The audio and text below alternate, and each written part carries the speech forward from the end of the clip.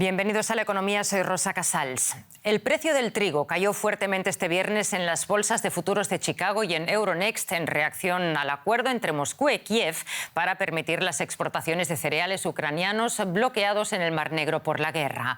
El presidente Volodymyr Zelensky dice que Ucrania dispone de unos 10.000 millones de dólares en grano.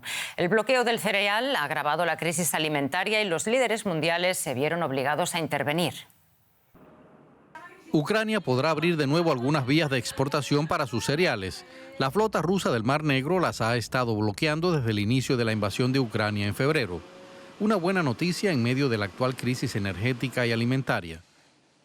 Representantes de Rusia y Ucrania firmaron el acuerdo con el objetivo de frenar la crisis de cereales con repercusión a nivel internacional.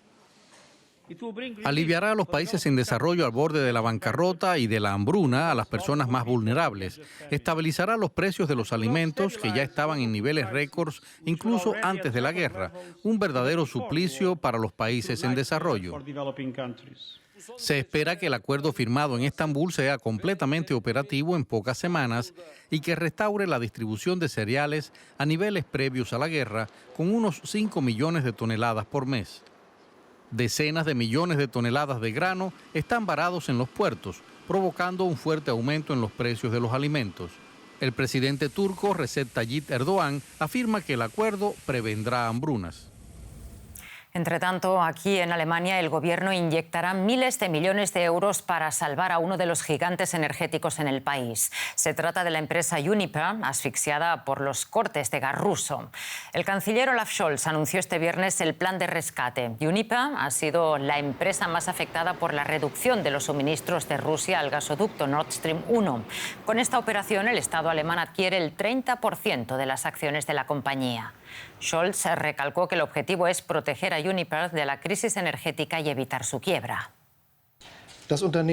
La empresa Uniper está experimentando grandes dificultades. Una compañía de vital importancia para el desarrollo económico de este país y para el abastecimiento energético de los ciudadanos y de muchas empresas. Uniper compró gas de diversos proveedores, incluidos Gazprom y Rusia. Como todos sabemos, estos suministros ya no son seguros. Nuestra compañera en la Bolsa de Frankfurt nos contaba qué dificultades atravesaba esta empresa energética y por qué era tan prioritario su rescate. Desde mediados de junio, Rusia está enviando solamente 40% de ese gas que solía enviar por el gasoducto Nord Stream 1. Y bueno, Uniper, que es en realidad la filial alemana de una compañía finlandesa de nombre Fortum, es actualmente el principal importador de gas en Alemania. Este corte de suministro afectó fuertemente a Fortum porque el gas que ya no le estaba llegando por ese gasoducto, pues lo tuvo que comprar de otros proveedores a un precio más alto para poder cumplir con esos contratos y sin aumentar sus tarifas. Esto, por supuesto, generó grandes problemas de liquidez. Entonces, para el gobierno alemán fue muy importante rescatar esta compañía porque cientos de otras empresas de servicios públicos y de proveedores de energía dependen de las entregas de este grupo. Y la quiebra de esta compañía hubiera provocado un efecto dominó en el que muchas otras compañías hubieran estado también en peligro de quiebra, además de generar escasez de gas que hubiera afectado a miles de clientes. Esta medida de rescate, eso sí, que ya Uniper le venía pidiendo al gobierno alemán desde hace meses, desde hace semanas, pues va a generar un aumento considerable en los precios del gas en los hogares alemanes. Vamos con información de América Latina. Panamá ha vuelto al diálogo para buscar una salida a la crisis social. La mesa de negociación entre el gobierno y los gremios y sindicatos se constituyó este jueves, casi 3 semanas después de iniciarse las fuertes protestas que han sacudido al país. Los precios de la canasta básica, los medicamentos, el combustible, así como la educación pública y el sistema de salud son los principales temas a tratar. Poco a poco se retoma la normalidad en Panamá. Mercapanamá ha retomado el abastecimiento tras días con escasez de productos por cierres en el país. Sus puestos están nuevamente llenos. La mula que acaba de llegar trae vegetales en general, como brócoli, lechuga, apio, remolacha, papa, cebolla proveniente de Cerro Punta, tierra de Chiriquí. Realmente este rubro se está logrando distribuir en los diferentes puestos de la nave y estamos a la espera, como les mencioné, tengo información de que el 80% de la carga que proviene de Chiriquí en el convoy es agrícola y viene hacia Merca-Panamá. Las imágenes de normalidad en Merca-Panamá no se han visto todavía en los supermercados de las ciudades. En la mayoría de los casos, las estanterías aún están vacías. Hoy fue que hay algunos supermercados que tienen alimentos, legumbres, pero no son todos. Y algunas cosas, y están muy caras. Así que sí es preocupante. El gobierno y representantes de sindicatos y organizaciones ciudadanas iniciaron este jueves una mesa única de diálogo para poner fin a las manifestaciones y cortes de vías en Panamá. Mientras el tan deseado acuerdo llega, continúan las manifestaciones. Nosotros exactamente en la mesa se está coordinando con nuestros compañeros NOVE de la comarca para que llegara a un entendimiento y que pues la comida llegue al pueblo panameño. Los otros puntos sobre la mesa única son la rebaja y congelamiento de los precios de la canasta básica, combustible, energía, medicamentos, la inversión del 6% del PIB en educación pública y abordar el futuro del sistema de salud estatal. Mientras no se consiga, los panameños continuarán luchando por sus derechos. En realidad, los gremios y sindicatos reclaman una clara mejora en cuestiones muy básicas. La pandemia y ahora la inflación global han acentuado la pobreza y la desigualdad, asignaturas pendientes en el país. Antes preguntamos a nuestro compañero en Panamá si es el momento de abordar estas cuestiones. Sí, no, porque el gran dilema de todo es que tal vez el gran reto que tenemos los panameños y que se estaba vislumbrando para este fin de quinquenio iba a ser la discusión de la reforma a la Caja del Seguro Social. La OIT debe presentar su informe en muy pocas semanas, en un momento en el cual el gobierno pasó ya el Ecuador de su periodo, y un Ecuador pues, que incluso se va a ver todavía más mermado, porque en febrero o marzo del otro año gran parte del gobierno, todo aquel que quiera ser candidato en las elecciones de 2024 tiene que salir de los puestos de trabajo. Así que, pues, yo no sé si tendrán el suficiente músculo para abordar temas profundos más que cosméticos, como esa rebaja pues, artificial que van a hacer de la canasta básica, los alimentos y de la gasolina a punta de subsidios de deuda.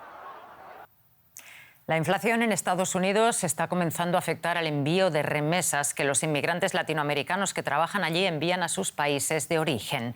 Según la Reserva Federal, el índice de precios al consumo se disparó hasta un 8,6% interanual el pasado mayo, su nivel más alto en 40 años. De ahí que 3/4 partes de los trabajadores extranjeros provenientes de América Latina ya solo envíen dinero a sus familiares cercanos. Una información que analizamos con nuestro compañero en Nueva York, Jesús García. Muy buenas tardes. Jesús, ya sabemos que para muchas familias en América Latina las remesas son una fuente de ingresos indispensable. ¿Cuáles son los factores que podrían complicar la situación de ese envío de dinero desde Estados Unidos? Pues bueno, hay noticias buenas y malas en cuanto a las remesas. Vamos con las malas. En efecto, el Banco Mundial está haciendo una predicción pues negativa en cuanto a las remesas, pero hay condiciones para ello y se intensificaría hacia finales de año y, por supuesto, en 2023.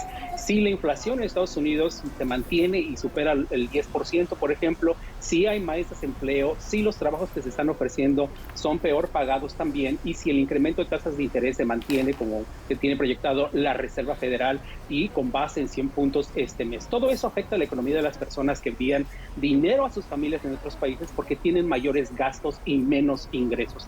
La buena noticia es que por ahora la presión económica se ha sentido más en ciertos países. El tipo de cambio ha favorecido las transacciones de divisas en dólares estadounidenses. México, por ejemplo, no es un buen ejemplo en cuanto a pérdidas debido a que el peso mexicano se ha mantenido fuerte, además de que los originarios de ese país siguen aumentando digamos, las divisas, según las estadísticas recientes. Las personas que reciben dinero de Colombia, por ejemplo, en Colombia, Argentina y países de Centroamérica, tienen ese beneficio sobre el incremento al momento de hacer la conversión, aunque envíen un poco menos dinero, un poco de menos dólares. Por ejemplo, en este momento, $100 les da mayor poder adquisitivo que hace 6 meses.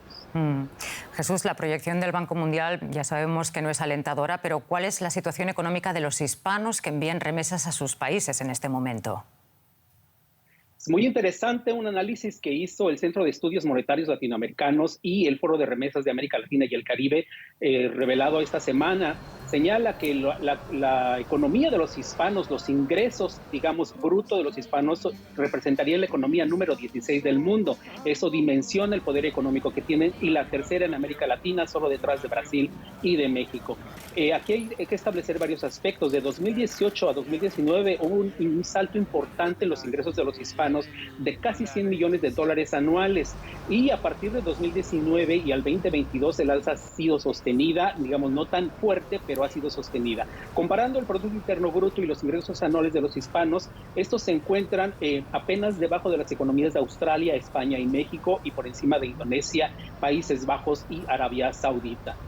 Ahora, durante la pandemia, y esto es importante recalcar, particularmente los hispanos, los inmigrantes, fueron trabajadores esenciales y su economía se recuperó pronto a los 2 meses, por eso vimos este incremento. Volvemos al inicio del reporte. Esto podría cambiar pronto en forma negativa.